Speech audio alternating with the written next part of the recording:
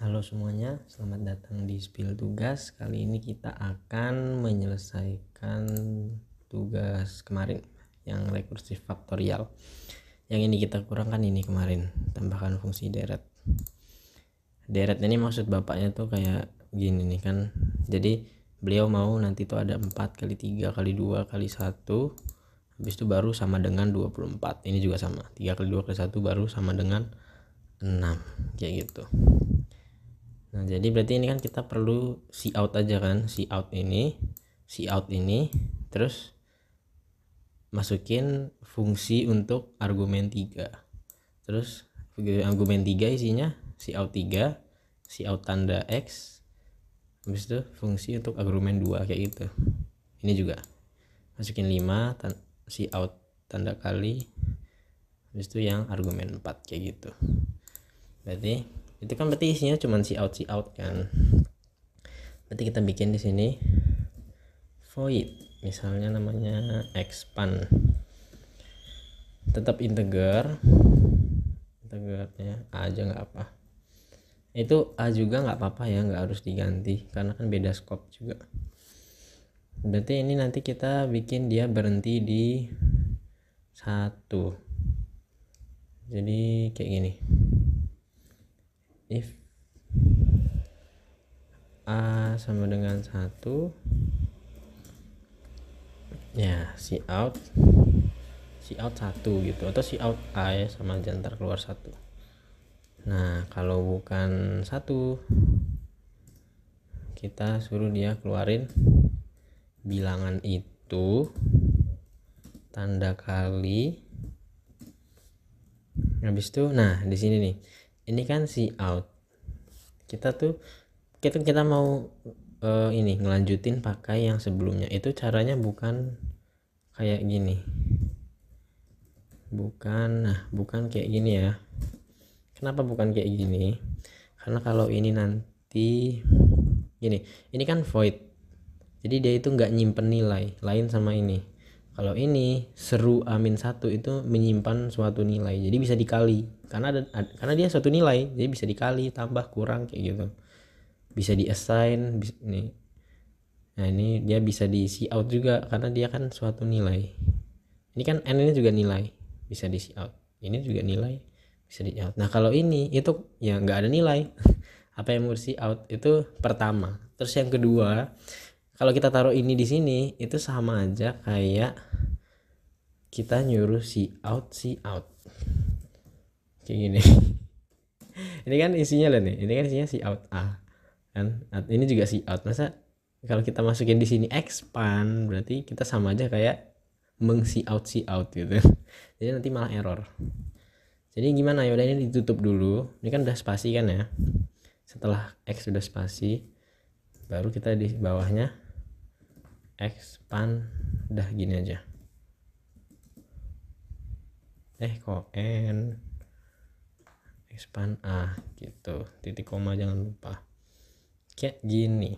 Nah ini jadi nanti dia misalnya kita masukin 4, nanti dia bakal ngeprint 4 tanda kali terus expand 3 apa, expand 3 itu 3 tanda kali expand 2 2 tanda kali expand 1 1 gitu aja. Jadi berhenti di situ. Jadi ini kita panggil di sini. Nah ini berarti kita bikinnya gini, sama kayak tadi. Ini nggak bisa tulis expand n di sini ya, ini nggak bisa. Terus gimana caranya kayak gini, ini ditutup, nah expand kayak gitu, tutup, turun cout. Nah berarti ini kan kita lihat n tanda seru sama dengan, nanti dia nulis deretnya di sini sampai berhenti di 1. Habis itu berarti di sini spasi sama dengan spasi, baru seru, baru nih hasilnya. Ini ekspansinya, perkaliannya, ini hasilnya nanti kayak gitu. Nah balik lagi nih, kita lihat ke voidnya. Oh ya, ini void berarti nggak ada returnnya ya, karena dia nggak nyimpan apa-apa kan. Return ini kan gunanya untuk masukin nilai kembaliannya. Jadi nilai kembaliannya ntar ini kan kayak gitu, nilai kembaliannya ini gitu. Ini nggak perlu karena nggak ada nilai kembalian, dia nggak expand dari suatu angka itu, nggak nyimpen nilai apa-apa, dia cuman instruksi ngeprint aja gitu. Nah ini kalau kita perhatiin di sini ada A sama dengan 1, terus di bawahnya else, itu kan bebas, berarti lebih kecil dari 1 juga bisa. Nah itu perlu nggak kita bikin else if negatif berapa? Nah itu terserah mau gimana, tapi kalau aku mendingan kita sisir di sini. Jadi gini, nah untuk yang di bawah 0 sebenarnya udah ya, cuman yang ya ini kan udah kemarin ya, kita udah nyisir di sini kan, kalau dia negatif berarti dia nggak masuk. Nah cuman yang jadi perhatian adalah 0 sama 1. Lihat kalau kita jalanin yang kayak tadi itu nanti di sini dia ini kan 2 faktorial sama dengan 2 dikali 1 nanti sama dengan 2 kayak gitu. Nah kalau 1 sama 0 nanti dia 1 faktorial sama dengan 1 sama dengan 0. 1 sama dengan 1 sama dengan 1 gitu. 0 faktorial juga sama dengan 1 sama dengan 1. Kalau nolnya kita masukin ke voidnya juga. Nah gimana, kita kan nggak mau masa sama dengan 1 sama dengan 1 2 kali, mendingan dijadiin 1 kali. Berarti kita bikin juga di sini else untuk khusus ketika ketika n-nya 0 dan 1, n sama dengan 0 or n sama dengan 1. Kamu cout-nya ini aja, cout n tanda seru sama dengan langsung ke hasilnya aja. Nah kayak gini. Oke. Udah kayak gini kan, coba kita compile. Ada yang kurang ya, oh ini kelebihan.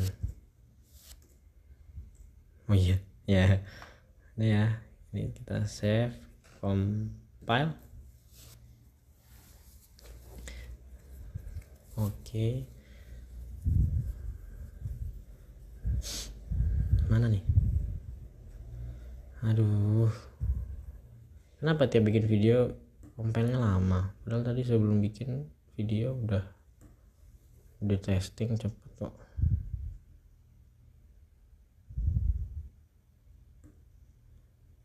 Alah